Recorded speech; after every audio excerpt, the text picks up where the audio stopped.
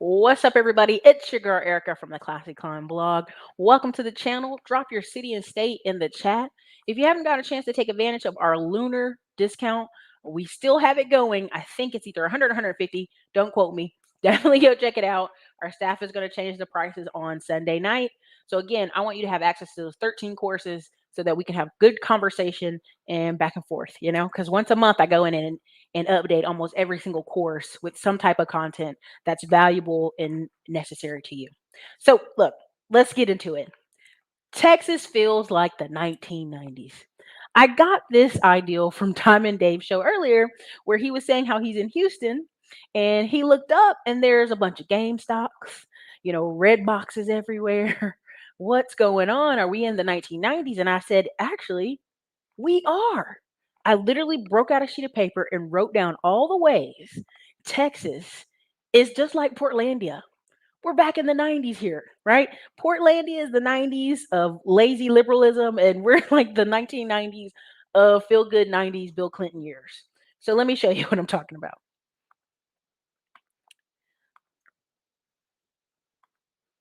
Now, as soon as he said that, I started laughing because I was like, you know, this is part of why I'm in Austin. And I'm going to give you a quick breakdown about Austin. In Austin, you have so much pushback of people saying it's unaffordable, it's unaffordable, everything's unaffordable. But when you actually dig and look at most people living in Austin are trying to do the low scale thing. They're trying to live in a tiny little hole in the wall, the closest to downtown as possible, so they can be in the action. And now that costs more than $1,000 for an old 1980s house with a bad bathroom and kitchen, they're pissed. And I get it. They're living on a lower scale. One big thing that I used to hear Tim Jackson say all the time is like, "What do y'all do down there? Like, what do y'all have to do?" And I'm like, "We chill. Like, Austin is a vibe. Like, today is Saturday. Half the businesses I drove by were absolutely dead as a doorknob. Why? Because on Saturday in Austin, we all go down to the lake, we all go to the water, we all walk around outdoors, we find national parks to go visit, and we go to music concerts. That's literally what we do here. We have crawfish bowls on Saturday. So in comparison to other cities, Austin is a little weird and it's a little chill. And what I notice is I'm just gonna go there. A lot of black people be like, "Where the party at?" They like that dude running around. Where the hoes at? Where they at? Even Tim Jackson, I make fun because Tim Jackson be like, "What do you do down there? It's boring." How is Austin a major city and they don't have a football team or a national whatever? And I'm like, even if we had it, we do have the money for it. Like, let's not get it twisted. Like the soccer game, I feel like every time I see the soccer game, it's just a bunch of people who are like, yes. Yes, there's a huge Hispanic population, but the other population are just like, I'm excited to be here and drink. Yeah, that's the Austin. So even if the Buffalo Bills or some team moved here, it would be such a chill Sunday. It'd be the hugest tailgating you've ever seen in your life and then party. So again, the college football wouldn't care because the college football is so busy and so packed here. It would just be a spillover, right? Also, this past weekend, when we saw the people, I go to the Austin airport 30 minutes before my flight, y'all. I'm gonna tell the truth. I'm that person ruining the line because I'm like, oh, sorry, gotta get by. Let me get up there. Austin airport spoiled me. So this past weekend, you can go look up the footage. They had all these people wrapped around the building. I mean, going all the way down the ramp, running up the hill. I mean, it was crazy, right? And I realized you had people who came here for the Dale golf. Outside, it was beautiful. You had people come finishing off South by Southwest, all the helpers, everybody leaving. You had NASCAR here, and you have four other events at the same time as Austin. Austin does about $1 billion in conferences every year. They do it. And so what ends up happening is the airport was crazy, and people were like, "Oh my God, you see how crazy the airport is?" I'm like, I don't fly sometime. Like I fly in the middle of the week because I can do that because I live in Austin, right? Now, on the flip side, and I'm showing the GDPs here, there's a lot of stuff I want to show y'all. On the flip side, every time I hear black people, they're like, well, I had to leave Austin. There was not enough black people. And I'd be like, I see black people all day. Oh, them bougie Afro Europeans, them fake black people. And I'd be like, I just, be interacting with black people wherever I go. And they be from Ohio, they be from Columbus, they be from Philly, they be from Pittsburgh, they be from everywhere, New York. And they love it here. And so what you realize is there's levels to this. That crowd of people that I just want to hang out every day. I want to go where the party at, where the hoes at. In Texas, they usually live in Houston. They don't live in Dallas. I'm just gonna go there. Dallas has a work culture, even if they got a like big hat, no cattle. You going to work. You going to work. You gonna find some work. Here in Austin, I meet people every time. They be like, I just moved here with no job. It's so beautiful here. And they get a job. Because half the people here are a bunch of like, let's chill out, bro, slackers. And so you come here, the black people you meet, they be having a house. They be doing it. The number one commercial real estate sales lady in Texas is a black woman in Austin. Austin, Texas, where we have over 3,000 capital companies. Is a black woman. Right? So again, when I go to Houston, it's chaotic, it's a stressful it's event for me because I feel like Texas is in the 1990s. So you got to drive to everything. You got to walk to it. You got to see it. You got to be over there. When I go to Houston, sometimes I go to Katy to the Asian Center, Town Center, and I keep telling people that's what you're gonna see in the future. When you go see Katy and all the businesses over there are owned by Asian people, every single one, Thai, Vietnamese, Chinese, whatever, in a grocery store, they're doing that here in Austin. I put it in my stories. Three or four of the Asian stores we have, no, we're international stores. And we have Hispanic stores, grocery stores. We have Indian with a dot stores, and we have Asian stores. They got a new one coming off of Palmer Tech Ridge in 35. And I was like, y'all, they don't come to play. They don't come to Texas and be like, where the party at? Where the hoes at? Where the party at? And I just be like, y'all, that's not these immigrants come here to Texas and they like this is 1990s oil boom. I can make money in Texas. Y'all, I'll give you some tips. I'm inside of one of the Asian Chamber of Commerce Chamber of Commerce. It was an accident and then they let me stay in there. But when I go, them people they about money. When you go to Houston and some of these wholesaler groups, it's all black people, there'll be Asian and Vietnamese in the group like, hey, what's up? Because they about money. Right? So when people say, well, Texas acts like y'all in the 90s, we really are. If you go to Houston, majority of businesses in Houston, I think two-thirds of them are immigrant based. When Donald Trump was up there talking about, hey, we're gonna start sending ICE out here, Houston got in front of the camera and said, let me tell you what you're not about to do in Houston. You're not about to come harass these Asian owners that are legally here. You're not about to harass these Jamaicans. You're not about to harass these Vietnamese, these Indians that's here illegally. We got too much money moving in Houston for you to come out here and wrap these people up. So when people talk about Texas, I laugh. I say it's like the 90s. You could come here, you got bad credit, stuff on your stuff, and get a job because you literally meet people who literally say, "Hey man, like I just moved here and got a job." I literally got 4 job offers from my church I joined when I first got here. They know me from Adam. They're like, "Man, you seem like a smart young lady. You know what? Come on by. Come get the interview. 70K, 70K for a year. I know it's not a lot, but I'll get your foot in the door." And that was repeatedly, y'all, repeatedly. So I really look at people when there's a guy here on YouTube, and I ain't trying to we ain't trying to beef. I just think he overly is crashing. Everything's crashing. This guy's about he got pissed because he came here to Austin. I'm gonna tell you what I think happened. He went downtown and was telling he's 31. He was downtown telling 23-year-olds, "I'm a YouTuber. I got money." And them 23-year-olds look at him like, "And what?"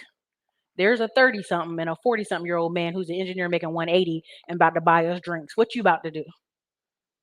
That's part of Austin culture.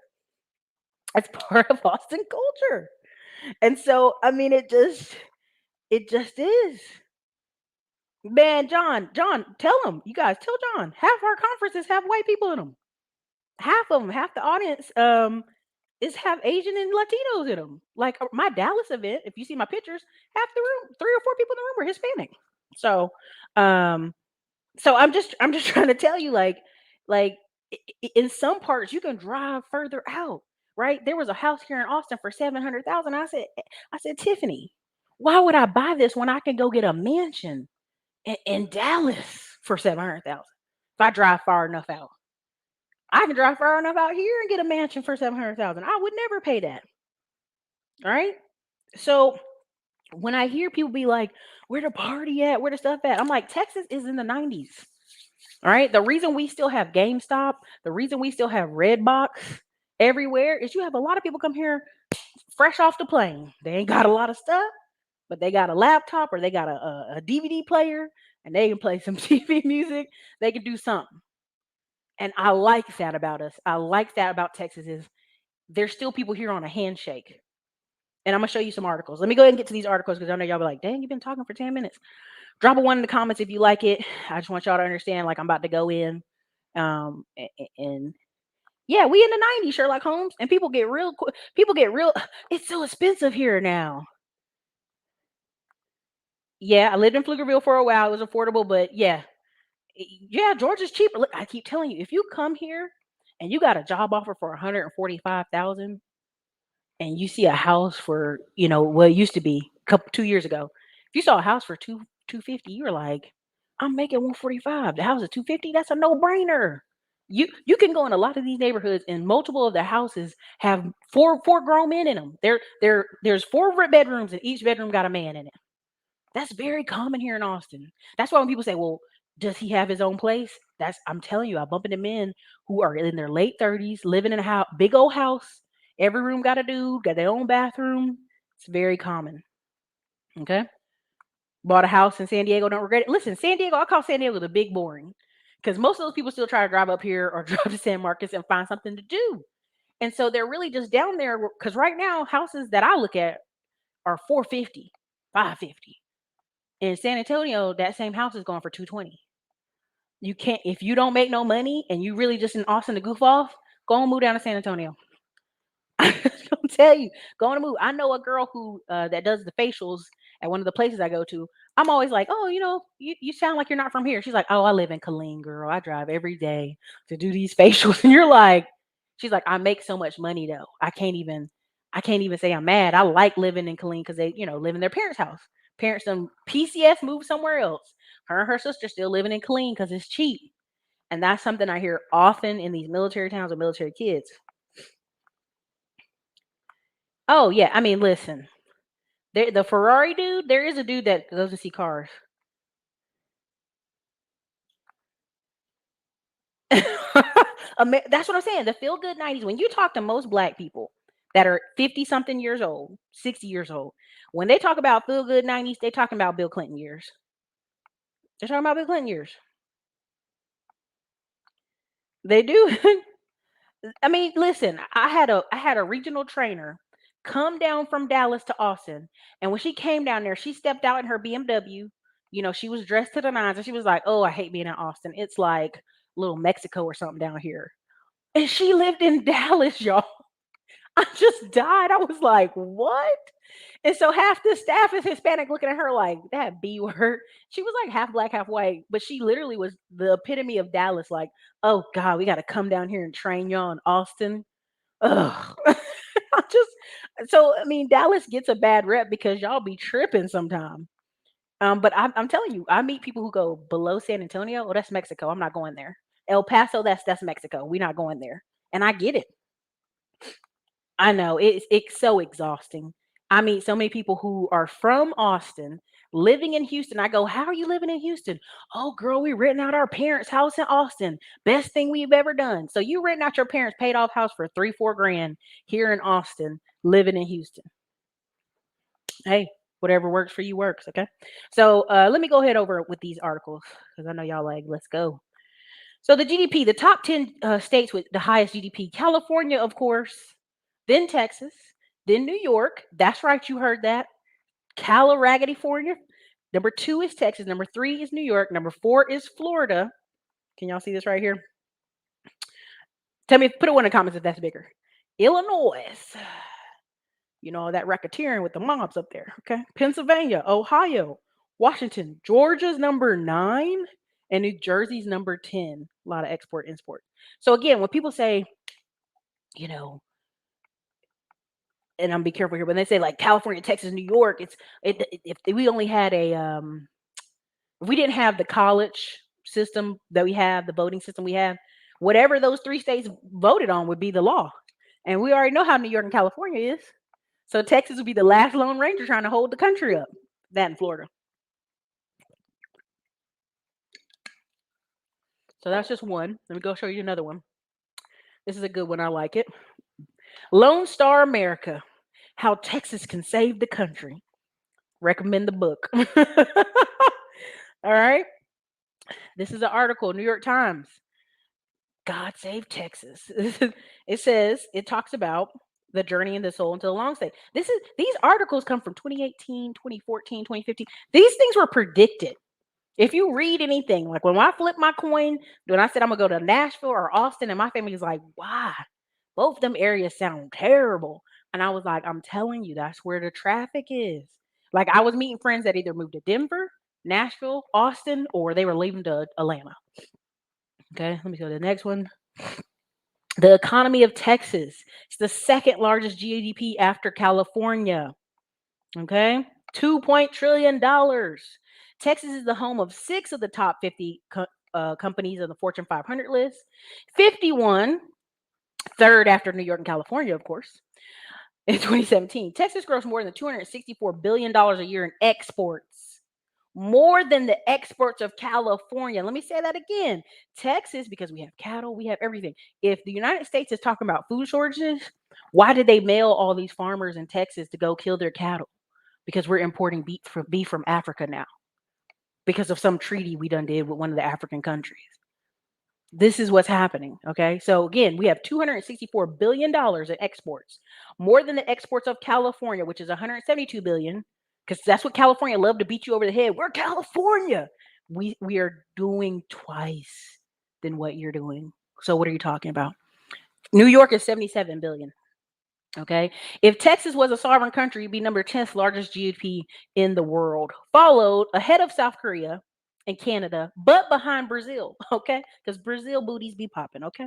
In 2019, Texas household income, again, that word, pay attention, household income was 67,500, ranking 26th in the nation. Let's be very clear.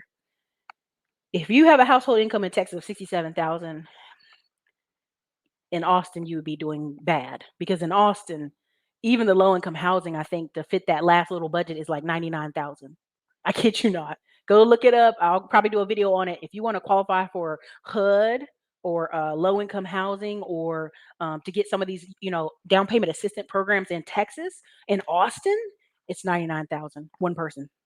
I literally, if I had known what I know now, I would have took the program when I was working apartment management, delivering pizzas, and been like, I don't make no money. Give me the house. But we live and we learn. So now we make too much to qualify for this stuff. But yeah, go look this stuff up. You know what I mean? I'm not. These are actual data numbers. Cattle, cotton, lumber, oil. Let me be very clear. Why did why did slavery last longer? At the end of the day, slavery was really financially breaking the country until they got one little thing: cotton. And when cotton hit the South, because before that it was tobacco, it was leaves, it was all this other food, all this other stuff. When that cotton hit and hit that money, go read anything about the Civil War. It was the cotton. Okay, why does Oklahoma have that extra little piece on its state? Because Texas cut that line off so they could keep having slavery and having cotton. I'm just go look this stuff up again. Um, Talks about oil, lumber, development, all this stuff. Like, and I'll even show you on Just Stock Profits. I did a video of these particular stocks I picked because the headquarters were in Texas. And I knew I could drive by the headquarters. There's two of them in Houston. When it's time for you to vote on the stock, when they send you a shareholder vote, they send it in the mail. Like the 1990s snail mail. I literally am like, I'm going to drive to Houston one day and show up to drop off my ballot. Like a country bumpkin. Like, hey, what's up? I see you can drop my vote off here. They literally give you the card. You can go take it back to the office in Houston. So anyway, these are some of the Fortune 500 companies in Texas. I'm not reading all those.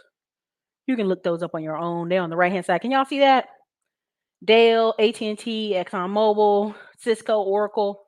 USAA, that's San Antonio all day. American Airlines, that's Dallas. They the worst. They the dirtiest airline. Charles Schwab. I'm just looking at ones I think are cool. Westlake Chemicals, yeah. Southwest Airlines, the ghetto. Academy Sports. Where HEB at on here? Now, I know they better stop playing with HEB like this. HEB ought to be up here somewhere. But anyway, long the story short, agriculture, Texas leads the nation in production of sheep and goat products. Can y'all see this stuff? If y'all can't, that's okay. Just let me know. The reason I bring up the sheep and goat, where does the sheep and goat products go? Africa. They go to Washington, D.C., they go to New York, and they go to, where's all them Somalians at? Wisconsin? It's one of those places up there where all the Somalians are at. They literally produce a ton of goat and sheep products. I don't even eat regular dairy cheese anymore. If you guys have noticed, or probably not, there's a thing I hold up on my channel. It's like June's Joy. It's goat milk. It's goat cheese products. I literally only shop at the farmer's market and HEB. That's it. The goat cheese is so delicious. Um, 3 counties in the state of Colorado, Wharton and Manticore, take advantage of the water. Of course, it talks about for where they produce, wheat and cotton, right? Again, rice. We grow a lot of the rice. We grow 5% of the annual rice production. Now, I'm going to tell you this. When they tested that rice in Texas and it had real high levels of arsenic, I don't buy Texas rice. I ain't going to lie to you. I just, whatever's in the product. I mean, if you're telling me they had to recall thousands of bags, did we get all the bags? I don't know. Texas is also the larger producer of watermelons, grapefruits, cantaloupes. You can go anywhere on a corner and see a Hispanic or black man selling watermelons and cantaloupes. It's for real. Go to Houston. Anybody in Houston in the chat, do you see the watermelon black man out there? Because y'all got them black farmers on the edge of town. They be out there. So look, I'm I ain't gonna hand read all this to you. Let me get you to the other one. How Texas can save America. I mean, I could dump article after article.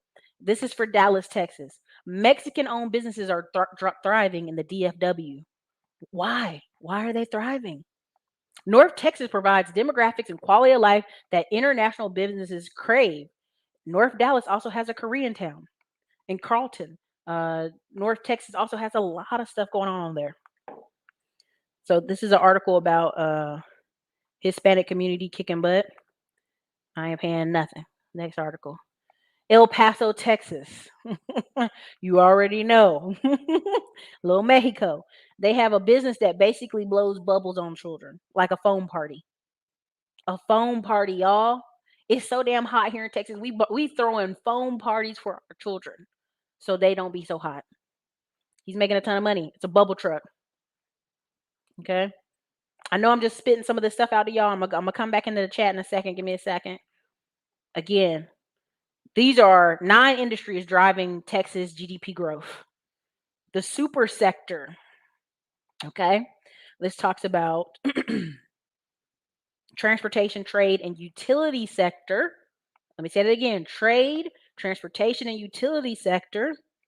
Retail trade has 1.3 people in it. Machinery, equipment, supplies, merchants, wholesalers, lots of folks. Okay. Next one, transportation and warehouses. If you know anything about here in Texas, if you've been here long enough, especially Houston, there's always some men in a truck.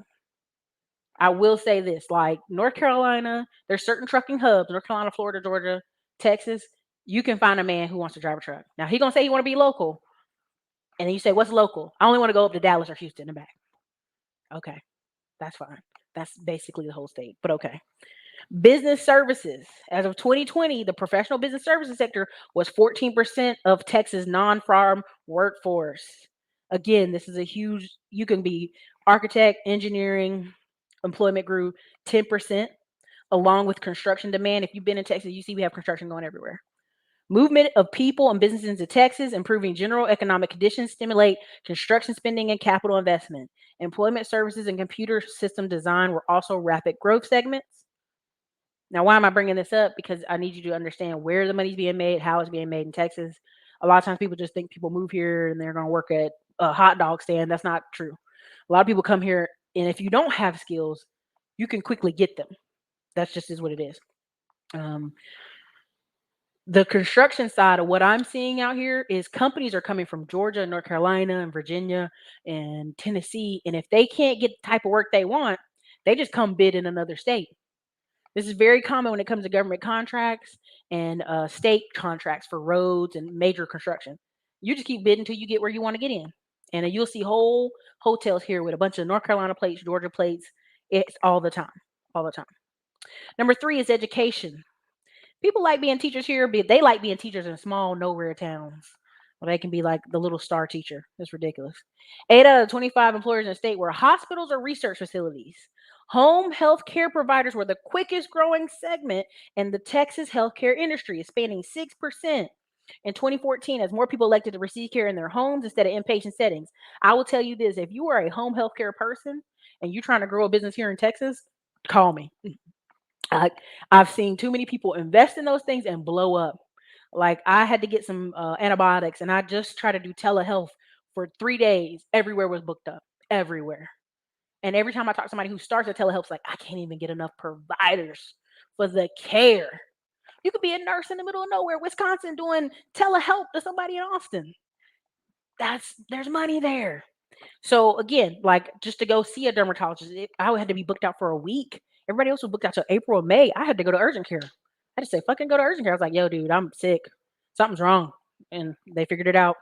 That damn foot sea urchin gave me infection. So um, there's a lot of money in healthcare. Leisure and hospitality,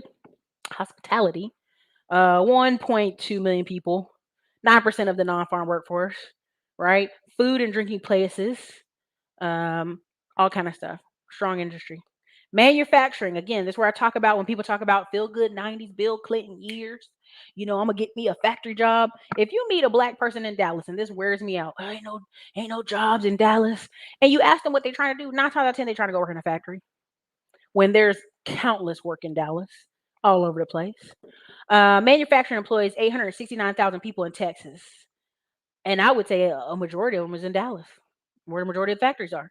We got a lot of factories here, but they don't be having they be having like 50 people on staff. Chemical manufacturing has been one of the most rapid growth areas in Texas. Large petroleum industry. Overall, manufacturing growth has been dampened by declines in technology manufacturing, which is also being reduced by outsourcing and automation. Dr. Dix, where you at? That's the console right there. Financial services. This is a big one for Texas. Financial services employs 809,000 people. So as many people that work in factories in Texas work in the financial services in Texas. What does that tell you? Okay. 6% of the state's total non-farm employment. These are anywhere from retail banking to growth to other stuff. And I'm gonna show y'all why the community banks um, thrive in a little bit. Let me make a note. Because a lot of times y'all are like, well, Erica, you were supposed to list which banks for us to use. And really, my classes are to teach you how to go find your own fish. But I realize some of y'all are like, no, just tell me which fish and I will eat that fish. So I'm going to do it. Like the next class that we have to make up for our last class that got cut short because the computer died. I think it's going to be like April 13th or something, or whatever the Wednesday is, a couple weekends from now. And I'll name a list of banks in Texas, and I'll find a couple in Georgia and a couple in North Carolina. If you're in the class, you better send what city or state you're in. If not, you just ain't gonna you're gonna get whatever I give you. Because if you want me to feed you the banks like a baby, I gotta feed it to you instead of you going through your own city and state and looking around who many banks somebody has, which is the faster way to do it. I'll feed it to you. That's fine. But everything comes at a cost, right? So number seven, construction. Construction industry, one of the largest and fastest growing in Texas. There's over 763,000 people employed by the industry, constituting 5% of the workforce. I do not believe that. I believe that number is doubled. But I'm trying to figure out, do they count people who are coming into the state? Do they count the traveling construction teams? I don't know. Construction of buildings is the leading industry with multifamily housing, then single family, and then permit volume. Commercial construction is also trending positively. Um, Construction is fueled by population growth. Well, actually, part of what I want to tell y'all about that whole a lot of people are like, oh, the supply chain. Oh, there's gonna be food shortages. We have warehouses all over Texas full of Amazon stuff. You're not even allowed to tell them it's an Amazon warehouse. Like some of the guys who get the temporary jobs where they have the sprinter van and they have to put magnets on the side of it to show that They're not a crazy person dropping packages off at your house. They talk about how many Amazon buildings are all over this place, especially Pflugerville. Like they're like, man, that's the Amazon building. This is the Amazon building. You're like, you don't say that outside. Of course not. Amazon don't want nobody coming over there busting open the security guy and digging through packages. But there's a ton of those places here, and there's a lot of things called the last mile warehouse. It's where they're telling y'all, oh, the economy and there's no money and everything's the supply chain is broken. We have 2 years of inventory sitting at the ports in containers before they even leave. New York, New Jersey, all these places just sitting. Then we have about 2 years of crap inside these warehouses at the last mile. Look it up. It's called the last mile warehouse. It's essentially where they store stuff because they know the volume of it's so high they have to store it close. This is very this. If I could debunk a lot of the stuff, it's the supply chain stuff. We don't have to have food shortages. It's a choice. It's someone's making a decision on it. Because when we were in Africa, they were like, "Oh, we have to import all this stuff." I'm like, "Why are you on an island? You got all this farmland. Why do y'all have to import stuff?" That shows their central government is not planning. Texas literally always threatens that we can leave. We can leave this. We can leave America. And then the government has to say, "Okay, Texas, you want to play that game? We won't let your airplanes fly. You want airplanes flying in and out of Texas? They're gonna have to show their passport." And we already know what only 20% of Americans even have a passport. So Texas can't really leave because we can never we can never get enough people to even get their damn passport. Black people passport is less than 20%. It's like 15%. I think it's like 5% for black men and 10% for women. It's ridiculous. Somebody go look it up. I know somebody gonna get mad at me for saying that, but uh, we I ain't got the passports to go nowhere. Number 8 is energy. Sorry, back on the thing. 187,000 Texans were employed by mining, logging firms, and energy firms. Energy firms contribute to Texas, blah, blah, blah. 24% decrease from August 2019 to August 2020. Y'all know we had a little bit of the gas, oil go down. Okay. Number 9 is information and technology. Over 195,000 Texans. This is different computer systems, technology, manufacturing, technology providers, IT consultants, infrastructure as service firms, large tech companies as Dell. These numbers are way low. Oh, say okay, okay, I gotta see what it says. Okay, large tech companies such as Dell, Texas Instruments, and Rackspace Hosting are headquartered in Texas, while AT&T and Hewlett Packard are the 12th and 13th largest employers in the state. AT&T is everywhere. They have gotten to contracts with so many apartment complexes. You can't even you can't get nothing else. And if you get Dish, guess what? AT&T bought Dish, so you still AT&T's customer. Hewlett Packard, which is HP, is everywhere. Broader tech sector employs 270,000 people in Texas, which is a new high from the tech bubble in 2000. So that's what that was for that. Before I go on to the other one, let me see. Doo, doo, doo, doo. Check out some of y'all stuff. I know I'm not missing it. Oh, here it is. We'll talk about community banks in a second. Let me see some of y'all comments because I know y'all in there like, she just talking. Migrant companies, they do. Listen, go to Houston. Every race of people from whatever country has a business. Everybody keeps saying Austin is a tech city. That's really not true. If you really come here, um, on a different day, you see a lot of musicians and creatives are here. A lot of startup energy. I just moved to Dallas from San Fran. Downtown is beautiful and less smelly. Everybody talks about Dallas downtown being kind of whack. I mean, it is what it is. Depending on where you come from. They are, and I don't blame them. And this is my biggest thing, Von Ray. When people talk about, "Well, I'm moving here, I'm going overseas, I'm running off," and I'm like, every expat tells you need to have your basic money down, right? Like, there's a dude who did I'm moving to Mexico. He's Mexican born, grew up, was born in Mexico. Parents lived in Texas their whole life. Then he's like, "Oh, I can't afford to live in America like I want." Because literally, when you hear him talk, he's like, "I just want to work one job from home, remote, and it only pays me $12 an hour." He's like, "So I decided to move to Mexico." I get cheap rent and I can live well. And I'm like, his parents probably are like, we left Mexico, left our family behind, did all this working for your big knucklehead to go to school and decide you want to just go back to Mexico and make $12 an hour. No, we came here for the lottery. When people ask me why I moved to Texas, I'm like, for the money, for something new and some money. So it just depends. Listen, you already know how them people are. Where the party at? No states hack, endless opportunities. Listen, Master IT better be speaking at Afrotech in Austin. You see, they didn't relocate Afrotech to here. I know every time I hear that, I always meet some Ohio black person. Where the party at? You're like, boo boo, chill, chill. Hello, hello. Donovan Berman, Austin catapulted my career in tech and pay. Great decision I did moving from ATL. Congratulations, Donovan.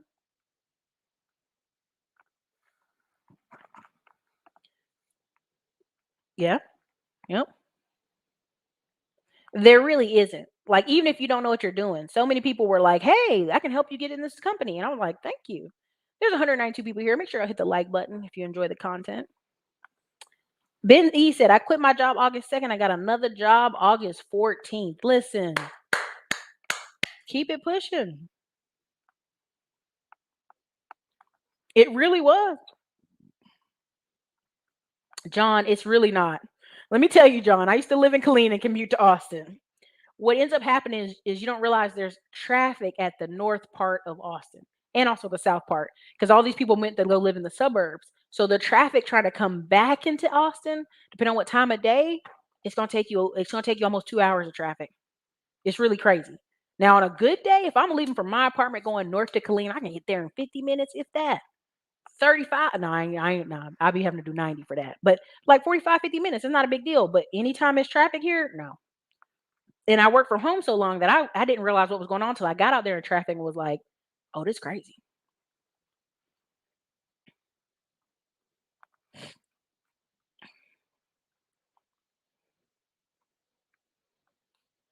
It will be. It will be. It'll be number one eventually. I see that truck in that background, that photo, Dominique. Get it. I'm moving to Dallas in July.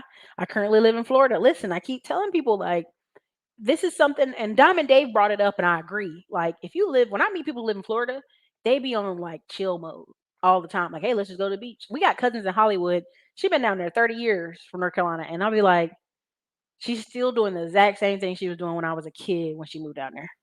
Same exact stuff. Smoking weed, going to the beach. Smoking weed, going to the beach. Now all her kids smoke weed and go to the beach. And my family's always like, don't be like that. But that's what happens. People move here in Austin.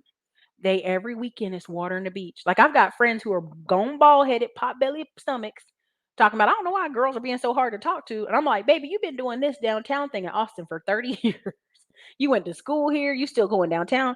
They not hollering at you right now. You need to move your age up. Who you trying to talk to? But that's just the energy here. It's very chill.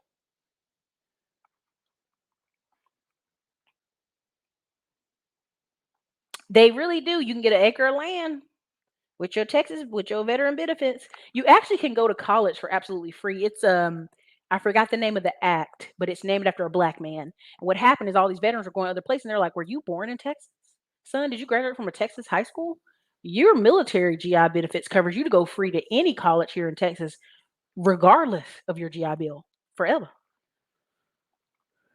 Screen blurry? Oh, sorry. It really was. It's very true. The cotton gin was the worst invention ever. Slavery was literally dying until it was created. Then it was just money. It was a money play at that point. They had to do it.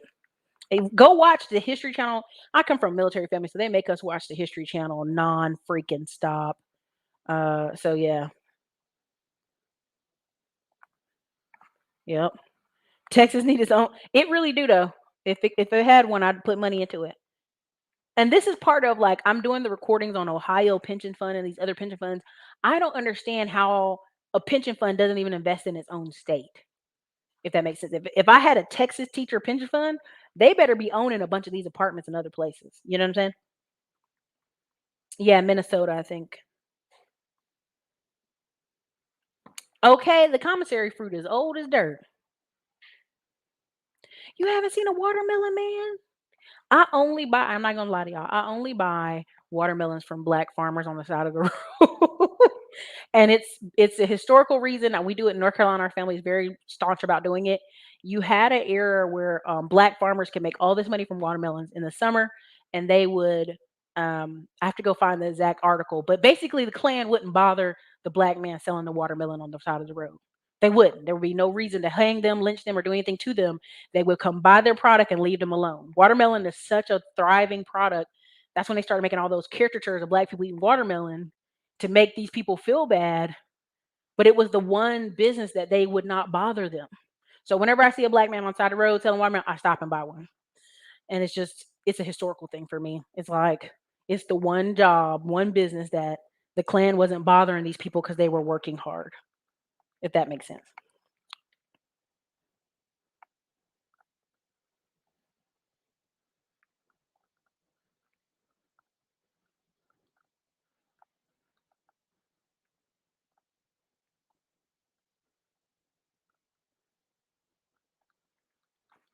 So anyway,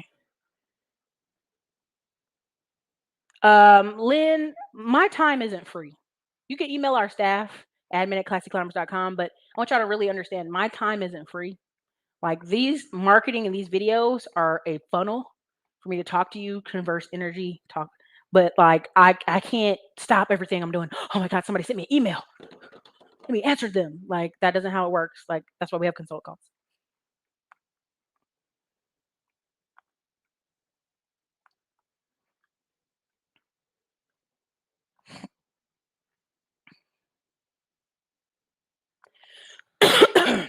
Oh yeah, Houston has warehouses for days. Lone Star State. That's right. It really is. Like if you're anything in construction and your man is struggling, something wrong. I remember meeting a white dude who was 40 years old, living with his mama. And everybody was like, "Man, what's going on? You ain't got another construction job?" He was like, "I'm trying to be a project manager. Nobody's hiring me for that." He's like, "Have you ever been a project manager?" No. So you gonna live at your mama house at 40 with a brand new pickup truck because they won't let you be a project manager over a construction site? Man, if you don't get your ass to work. Sorry, I'm on antibiotics, so I'm trying to take all the orange juice.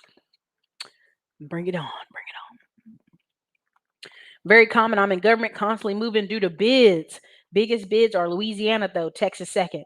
I absolutely 100% believe that for various reasons. I know a lot of New Orleans folks got mad with me when I did the Katrina video, but the government did allot y'all $250,000, man, woman, and child that suffered from Katrina.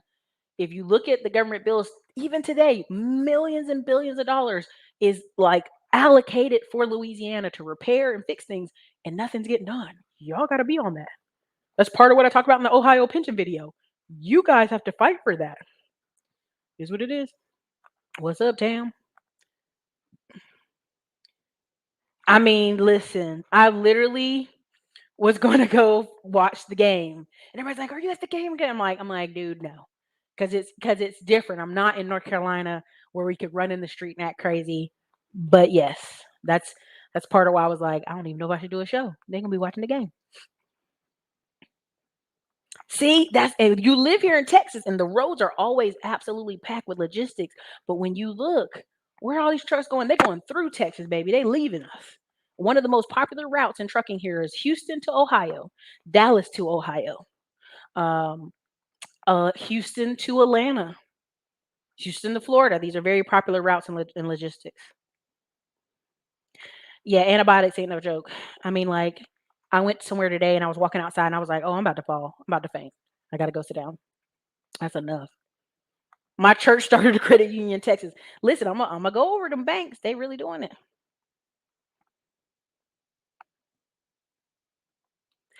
Cherie, that's literally we got responses back. We always send out emails to whoever purchased our courses and we say, "Hey, give us a response back, whether good or bad. We'll post a positive." And a lot of y'all gave me amazing testimonials. I thank you. But there were at least four people who were like, "Well, you didn't give me the bank." to go to. And I'm like, well, what state are you in? Like, we don't know. What state are you in? What city are you in? Like, this is kind of part of the process of me training you. Once you get this part cleared up, then you go pick the banks. But I realized that's if I did some improper marketing, then I'll have to go back and fix it.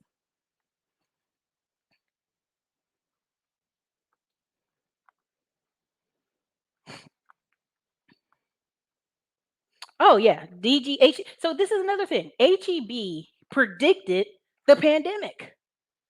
HEB was calling over to China. They're like the number one logistics for this. Like they're like the number one employer in Texas or whatever. HEB was like, "Hey, United States government, something's wrong. We've been calling China, and we don't never have no problems, and we can't get hundreds of our suppliers. We can't get hundreds of them." The government was like, "Yeah, okay, thanks, HEB. Yeah, we'll make note of that. Yeah, yeah, shut up." HEB went out and this is in October to December of 2019, and they went and contacted every farmer. Every farmer, every farm. If you're a minority farmer, you got lucky, everybody. Kroger did the same thing in North Carolina. They run around, hey, you a local farmer? Can you give us some crops? Because they just needed these slots full. They didn't care.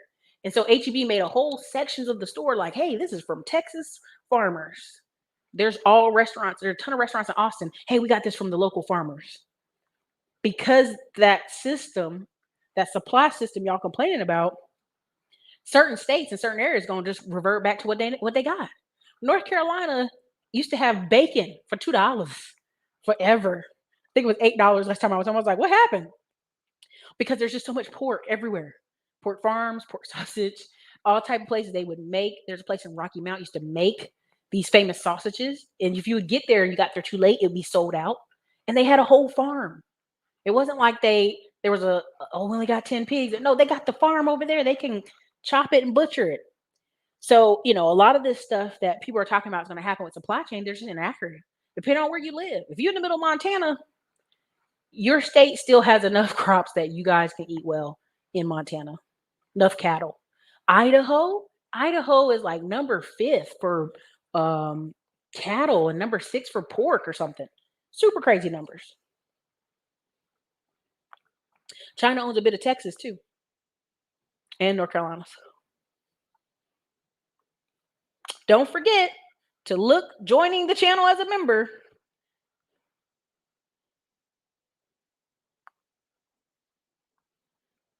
What are you talking about? I'm not clowning. I'm just saying. Congratulations, Ben. The home insurance is high. I will say that. But we also have hail, tornadoes, hurricanes if you're on the near Houston. What's up, Beat Star? Welcome. I'm in Austin. You are now the sponsor of the show, John Ditska. Oh, then Ben came right behind you. Where do you see Austin housing market be in the next 5 to 10 years, in particular the neighboring towns? Great question, Ben. Thank you for the 49 super chat. I will say I'm all the way in Salado buying land lots and getting competition push from there. I'm all the way. Colleen is building up like crazy. You got a lot of retirees and veterans. My friend is a realtor. She's like, I'm actually a couple is retiring from up north and going to live in Killeen because the price is so cheap, right? So I see San Antonio, that San Marcos, San Antonio, New Braunfels. They're gonna clean that up. It's gonna get more expensive in that little corridor because it's usually just a little sleepy, boring college town. But what happens is people just need cheaper housing, right? They're only making, as you see that Texas household 67,000. If that's all they're making, they got to have a house that's under 350. I mean, at most, really, a $250,000 house is what they need at most. So if Cal Buda is going to build 180,000, 250,000, $300,000 houses, that's where they're going to go. Right now, the farthest part of Hutto, Round Rock, there's a bunch of houses being built for 300 something. But you're literally on like County Road 110. You're out there. It's going to take you 20 minutes to drive in to Round Rock. Maybe like 10 minutes driving to Round Rock, but then another 20 minutes to get into Austin and other places. So the surrounding areas for people who can work from remote, work from home, they're going to go further out, right? It just, the math for buying a home is just better, right? The math on it in Austin, like I know couples who own a house way in the suburbs and own a downtown condo because they rent that out on Airbnb and they go down there, during football season or twice a month. It's very common. But for Austin, I think also we're holding a little bit. If you go on realtor.com for the next 3 weeks, start seeing people go, their houses are priced between 399 and 430. They've been stopping. Now, do we have that half a million, 600,000 houses? Heck yes. But when I go, I'm a single woman. I don't need all of this house. I can do with that 3-bedroom over here in Pflugerville. That's older house. I'll take that. You're gonna have a lot of that going on. But for sure, the retiree kind of mentality that older people retire to Georgetown already costs too much for a lot of those folks. So now those people are going out to Liberty Hill, if you know where that is. Or people go to Blanco County or people go to Bastrop, right? You still can when I wish Diamond Dave could see it. If you go an hour outside of Austin in any direction almost, you're gonna get that 1990s Texas. You're gonna get that trailer homes all over the place, Texas. You're gonna get that hole in the wall drinking place in Texas. You're gonna get the small bank that's like handshake with the vice president, Texas. I did that with Lakeway at a bank. I shook the hand, sat down and talked with the guys like I'm the president of the bank. I can do whatever the hell I want. How much? What are you looking for? What kind of construction project? Literally had a couple spending $1 million or Hispanic in the lobby waiting. And he took me before them because he's like, well, they got to wait on this wire from Mexico anyway. So, there's money moving here, but it's going to kind of slow down on the prices just a little bit, the softening of it. It just is. It's going to soften a little bit.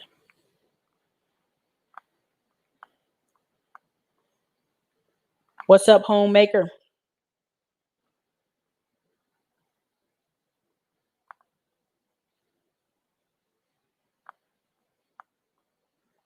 Yeah, there's a conference. It's called Fun Launch in Las Vegas. Luling, Texas, watermelon capital side outside of Austin. That's right. Luling was big on that. The bag. You really do. What's up, Solid Self? The wealth. We'll be seeing her soon this week or next week on the channel. Airbnbs are really good in Texas. I would say, what are you trying to do? Trying to have one? I'm still trying to get one in Houston and Dallas, just because the money. Like every day, I try to go look up Airbnbs in Dallas, and they be so booked up. I'd be like, "Where is y'all doing?" And it just be people from California, other places, checking out Dallas first, driving around, see if they like it, all that stuff.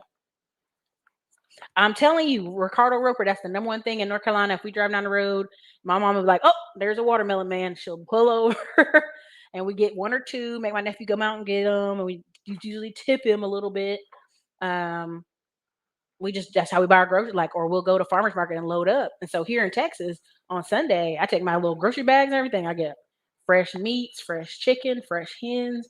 If I don't go early enough, it's already all sold out. But I'm always going to know where to go for the local food. That's why when people are saying, "Oh, it's going to be food shortages," if you're going to your grocery store and you never step foot outside your grocery store, I'm already worried about you health wise anyway, because the food you're consuming in there had to be shipped there, had to take a little bit of time. Not all HEBs. HEBs are usually pretty fresh, but when I see people go shop for groceries at Walmart, I'm like, it ain't never that bad, baby. It ain't never that bad out here. They really do.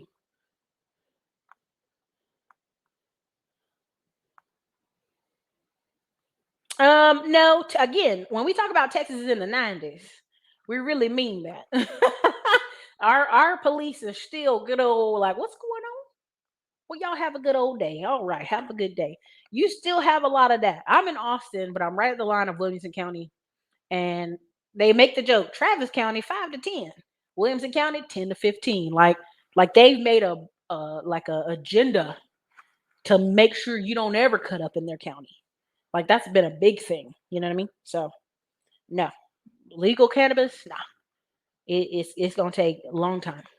That's why when Denver, Colorado opened up with the weed, the number one flight out of Texas was going to Denver. You saw people out of Houston going to Denver. You saw Southwest Airlines booked every weekend going from Austin to Denver. I mean, like literally, people had gotten whole apartments in Denver. Living in Austin, got a whole apartment in Denver.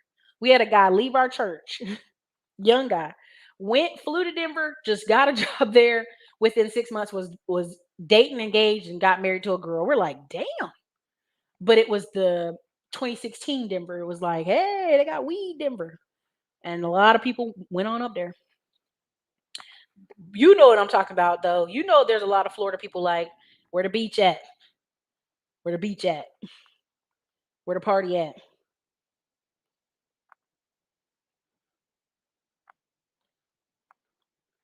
HEB does have a lot of engineering positions, HR positions.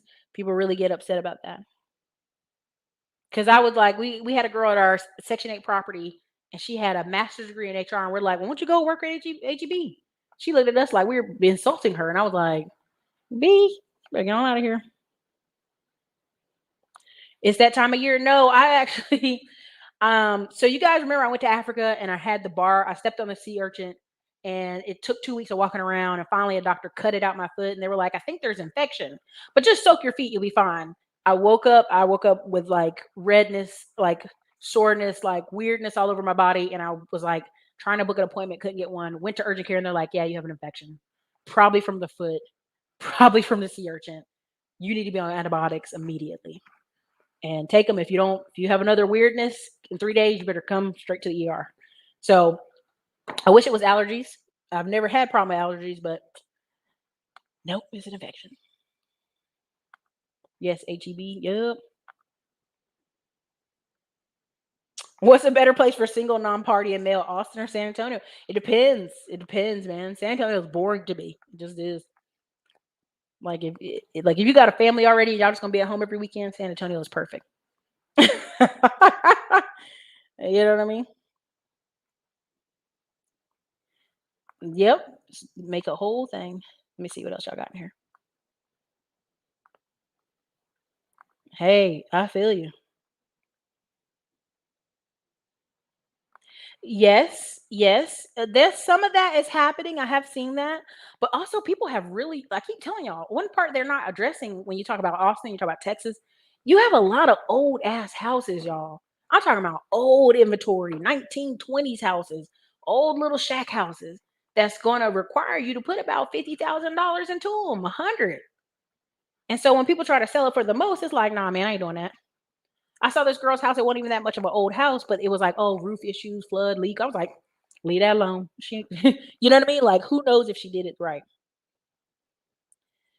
She says, I'm a single mom and feel like in order to own a home, my income needs to be at 130 to 200,000. I'm in Northwest Carrollton, / Louisville.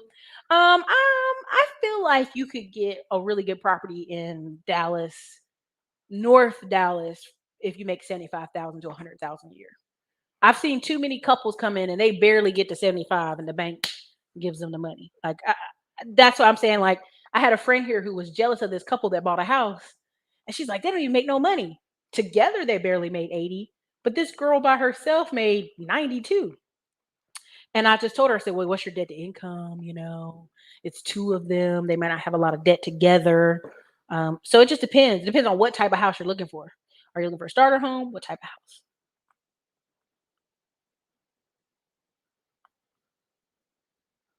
Erica, make the clip. Yeah, yeah.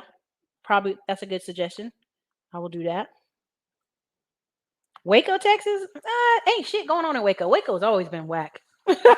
Like if you actually go look up the old data about Waco, Waco had at least two different serial murderers.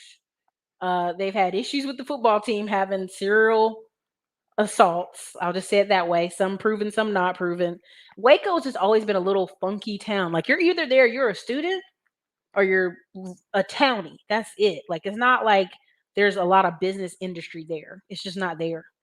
And I think a lot of times what happens is people see something's cheap and go, I can go there, it's cheap. Yeah, you can. The 90s, I'm telling you, we back in the 90s out here. Wow, see, fast food is dying in Minnesota. No dining during the weekends, no staff. Oh, for sure. McKinney, Texas is super lit. Who down here in McKinney? I mean, if you want to say it's lit, I guess. Now there is a lot of two-stepping in San Antonio. I'm not gonna lie. There's a whole bunch of two-stepping going on down there, and I like that now. If I had to live on that side of town near the Six Flags, where all the two-stepping is, I could do that in San Antonio.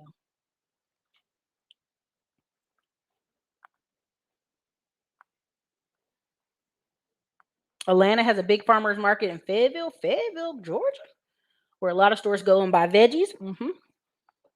Cannabis conferences have been showing up in Texas. Yeah, they made it very clear. It's not cannabis. It's Delta 8. Wink, wink. I mean, it is what it is. Um, yeah, that's true. Yeah, man, it's super crazy. Like, of all the things to take you down, a damn sea urchin. You know what I'm saying? It's like, good gracious. Charleston, South Carolina's okay.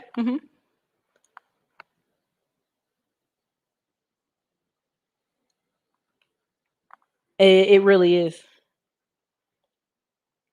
Somebody's not building. I wouldn't either. Listen, I'm telling y'all, as I'm navigating new construction, and this girl made fun of me because I was like, I'm about to just build a row of duplexes. She's like, no, no, build an apartment complex. I said, but these duplexes, I know people who move into a duplex that's brand new, stay there 5 years with their family, like almost never leave because they just got so comfortable. I'm meeting a lot of people who move to Texas like that. They move to a really cheap place, the rent's cheap. They're like, this is the best rent ever, and they don't move. So for me, that's what I would do. How do I feel about St. Louis? It's dead. Like, I've been telling y'all several visits. Like, I know people who do construction. Christina Aguilera, a couple other people do like some good deals out there in St. Louis. I'm not gonna lie, but for me, from what I see, it's like I put Detroit. It's a dead city trying to reshape, and that's what they'll be doing for the next 20 years, just reshaping the city to fit the people they have. I have no desire to do any new construction or build outside of Texas, Florida, Georgia. That's it, in Alabama, and that's only because I stayed in Hoover, Alabama, and Vestavia, Alabama, and Birmingham for a little bit, and I know the area. That's the only reason. Nothing in the Midwest or up north can entice me because all you guys are doing, if you really look at the data, if you ever read the book Shift by Gary Keller, you guys are just revamping the cities for the new size of people you have. There's nobody anywhere going, you know where I gotta move? St. Louis, Missouri, baby. Yeah. Now, do I hear good things about it? I do have a cousin, I think on the other side of Missouri, and he loves it. He's been there for years. Him and his wife love it. But in general, do I hear people moving outside of the military folks? No, no. Mm-mm. Nope, nope, nope.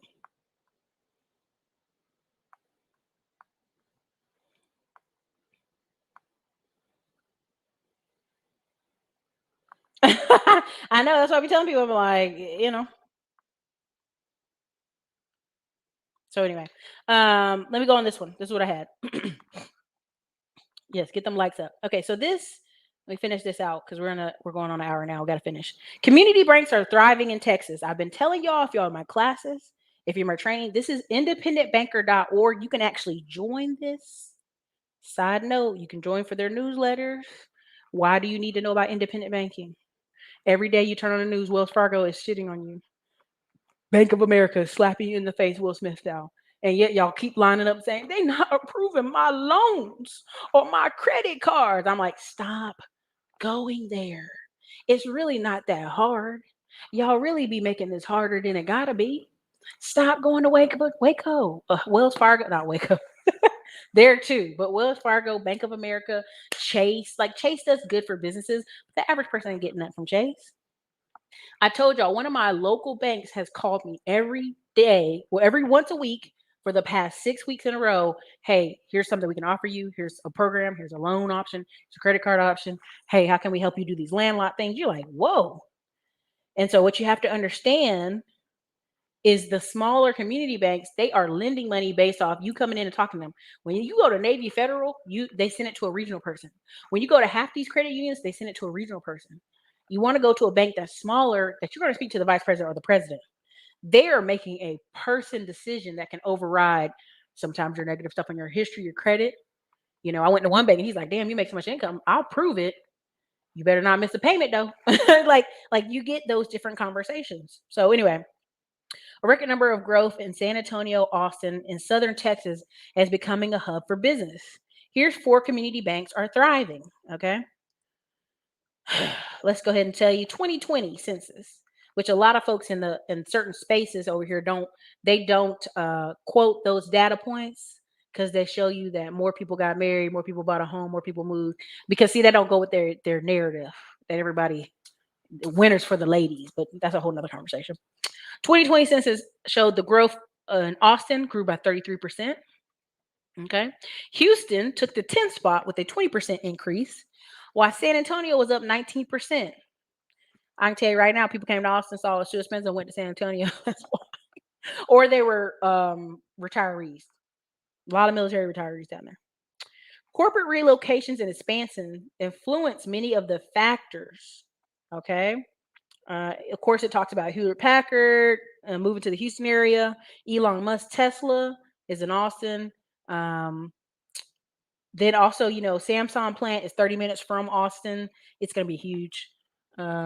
Military installations in the region. Again, San Antonio, lots of military. 200,000 jobs for the military down there. Good gracious. And it contributed 25.2 billion of the state's GDP.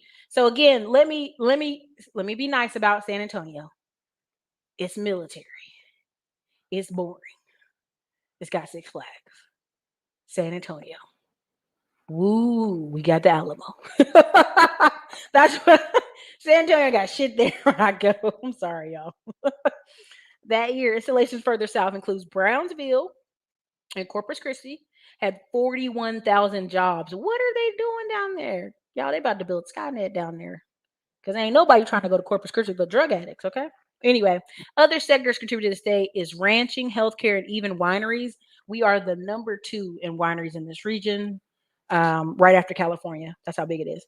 Community banks in the region has plenty of opportunities to do what they do best for deep and lasting relationships with their customers and communities. Boom, let's hit the first one. Amarillo National Bank plans to open its first, again, hear that, first full service retail branch in the home of Alamo this year, which is San Antonio. And it has been loaning money, $7 billion asset community bank. Y'all, that's beautiful. Honey, go up in there and harass them. Some clients have relationships with us and have expanded their business in downstate markets. San Antonio became a real attractive place for some of these businesses to grow. And as they did, they took Amarillo National Bank with them and referred them to some people. Okay.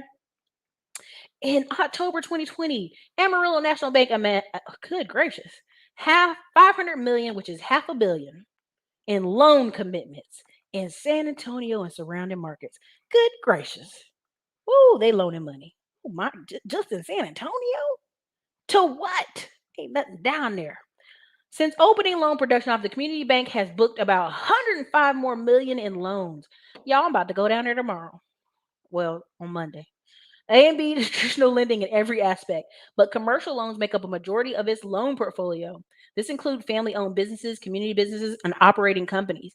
Anybody, and pay attention here, flashing, anybody that has accounts receivable, inventory, equipment, and employees act as a operating business is our core business, he says. Bam. You got some equipment, you got some accounts receivable, you got some employees, come get a check from that's basically what he said. All right, he's basically, and then they go, well, we also do capital, working capital, energy lending, and real estate and development lending. Yes, girl. Consumer mortgage and installation in the mix. Listen, they doing too much. It's currently managed by 2 of the great grandsons of its founder, giving them insight on what it means to be family owned business. So let's go ahead and roll up the old boy right here. His granddaddy started it. He about to show you what it do. Honey, listen. You can't tell him nothing. He's the senior vice president, but really he's the descendant of the owner. So that's a whole nother conversation. All right. Another one. Let me see. Hot real estate market the past 2 years in San Antonio, Austin areas has been $152 million asset to Johnson City Bank in Johnson City. Ain't shit in Johnson City. That bank is killing it. Killing it. It's one-stop town. All right, the real estate loans make up a biggest portion of its portfolio by far. The portfolio grew from 12% to 15%. The community bank president, Ken Finley. Both Johnson City Bank and its single location Let's literally say that. It has one location in Johnson City. It means people are driving there. It means developers and folks are going there, internet moving their money there. Because unless you're going down to the water to go party in Johnson City, that's what you do when you go there. Go to the water. I would never even found this bank. We do a lot of 1 to 4 family lending and then a lot of other real estate loans. Some bigger banks or mortgage companies won't handle. Let me say that again. We do a lot of 1 to 4 lending and then a lot of other real estate loans, other banks and mortgage companies won't do. AKA Ericka about to open a bank over there next week. Okay. As long as the land value is there and the property value is there, we try to gladly do stuff like that. Oh my God. 91, and it's owned by their own family. The Finleys owned it. $91 million asset, Bandera Bank in Bandera, Texas. There's nothing wrong with a 5-acre tract that has multiple buildings on it. That's literally his quote of all the things to ask this person. They make them sound so country. It's not right. Johnson City Bank has been doing a lot of construction loans lately. In addition, it has some commercial. So what do we say? Amarillo Bank. Because this is how when people say, Ericka, how do I find banks? You ain't tell us how to find banks. You better come back and feed us how we find these banks.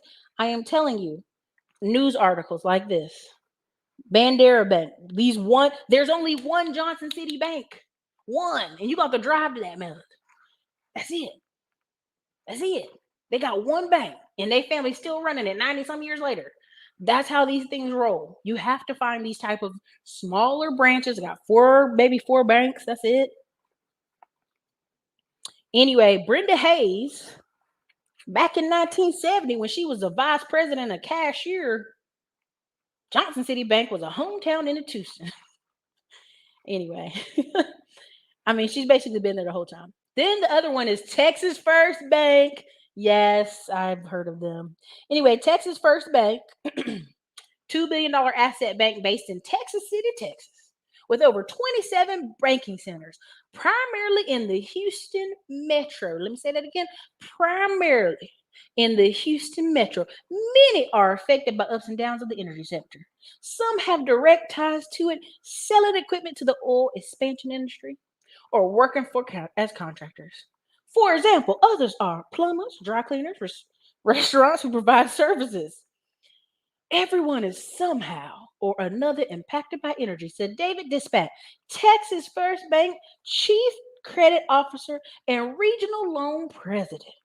It's the nature of who we are as Texans. I've been doing this over 40 years, and our dependence on industry is certainly less than it was when I was a young banker, but it's still significant. Okay.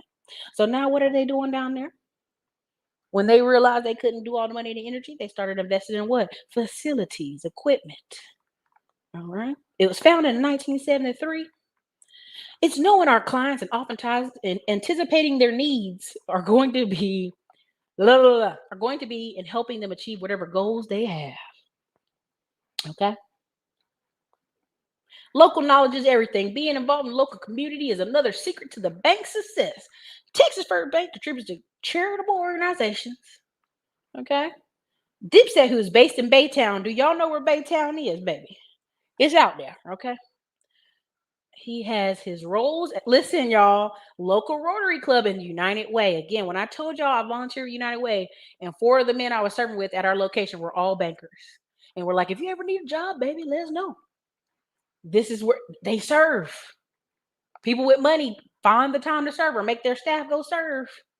I keep trying to tell y'all. Okay, so then again, it talks about Frost Bank. They get on my nerves. They some a-holes, but they've been good. They've helped some of y'all get loans for trucks and different stuff. I thank you for that feedback. But Frost Bank, yeah, they did a lot with the PPP. Texas First Bank helped with the flooding. You can read all this other stuff. Look at the sad Alamo. Okay, let me see what y'all got in here so we can wrap this up. It's 218 people here. Okay.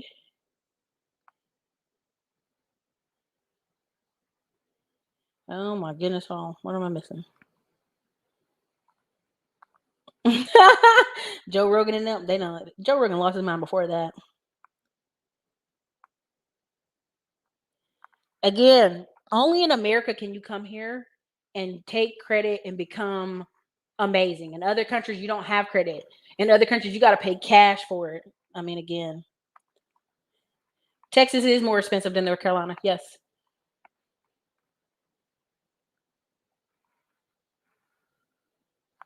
Community does. They offer a lot of stuff.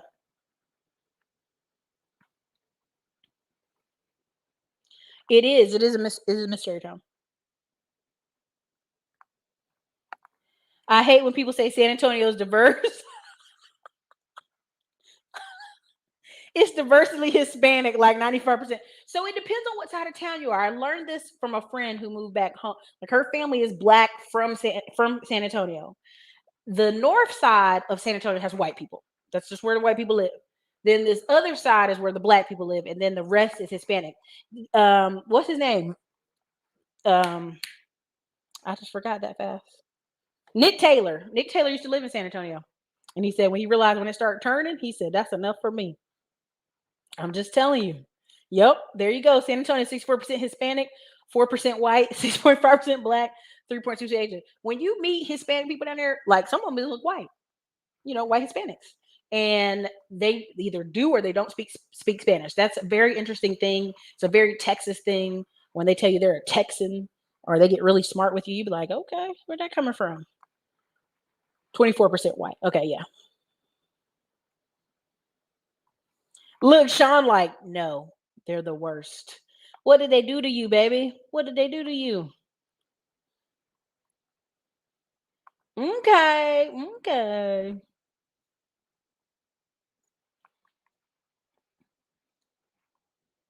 East side is black, north side is white. Everything else is Hispanic. Thank you to them. Basically, that's really what it be like when you go down there. I'd be like, y'all really lost Alamo, like lost it. Yes, yes. In Argentina, yeah. In a lot of places you have to pay cash. And so this system, this is my biggest issue when people are like, I'm gonna leave. And go where? If your money isn't straight and you go to Africa, honey, they're not gonna play with you like that over there. They're not playing with you. You're not gonna be in that country with no money. They don't play with y'all. If you're gonna go to Bali, Bali even made a thing like, hey, we don't want any more broke backpack tourists. We don't want y'all here because they need you to come with some money. Okay. Several people I know went down to Colombia, and several of them are like, man, I moved to over here. These white Colombians is rude. I'm gonna move over to Cala, where the black people are. So it's like you're gonna move to another country, you're still gonna experience the same stuff. You got to have your money together. What easier country? There was a 24-year-old dude on Bigger Pockets, one of their sideshows, and he built from the ground up new construction. I'm gonna see if I can get him on here. His name is Donovan in Houston. He built 12, I think it was like 6 duplexes, new construction, all his rentals. So again, Macbone Files, you keep answering this question, and it's a simple. You could just go into the damn classyclimbers.com and go check it out for yourself. Like again, we do a special, a Luna special bundle. You know what I'm saying? You can get it.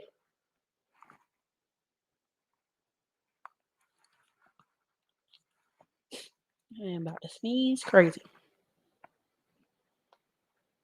Um,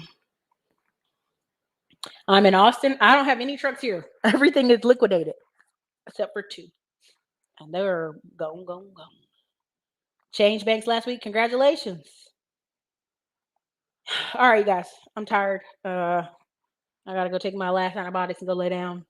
You guys have a great evening. I hope you enjoyed my Texas is still stuck in the 90s video because it is, and it's a lot of opportunity. If you go to Houston and you see a Red Box and a GameStop and all these other little gas stations, you got a Bucky's gas station, very Texas of us. Enjoy it. This is part of what makes people move here. This is part of what is the thriving culture, is that there's jobs aplenty. You know what I mean? The weather, 300 days a year of sunshine on average. Okay. There's a lot of opportunity here. So if you're looking for any courses or anything I offer, we have a calendar link, and we also have classyclimbers.com. I'm always throwing specials off in the community wall and the chats. Go feel free to inventory and look at all the courses for yourself. Honestly, it's a $7,000 worth of courses. Like I've been to too many marketing consulting firms who are like, why aren't you bundling this and selling it for 7 grand? Because you have to hear what the market says. It's not about what I want. Sometimes our community and other communities just don't got it. They don't got more than 150 to 300 to go do it. They just don't. So, anyways, you guys, this is your girl Erica, Classy Clown Blog, and UNC will always be better than Duke, but that's another conversation for another day. Later, you guys.